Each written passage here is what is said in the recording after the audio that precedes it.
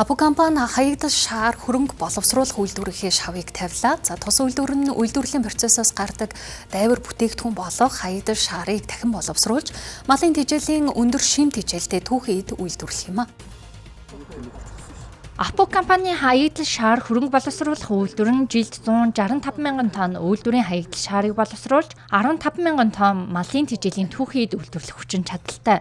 Үйлдвэр ашиглалтанд орсноор сүүний олон махны үйлдвэрийн бүтээмж өсөхөөс гадна үйлдвэрийн хаягдлыг дахин ашиглах тогтолцоо бий болж байгаагаар онцлогтой. Мөн Монгол Улсын хүнсний аюулгүй байдал бодит хувь нэмэр оруулж жилд 70 сая гаруй литр сүүний үйлдвэрлэлийг дэмжих юм а.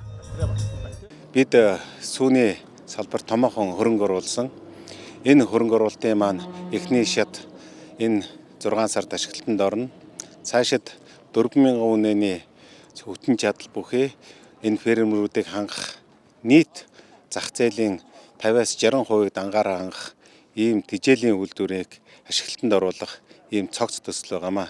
Энэхүү үйлдвэр ашиглалтанд орсноор бол бид бүхэн байгаль орчинд хаягдж байсан хаягдж байгаа хаягдлаа дахин боловсруулах мөн дахин боловсруулагдсан бүтээгдэхүүн маань малын өндөр үр шимтэй тэжээлийн түүхэн эд болох юм ач холбогдолтой байгаа.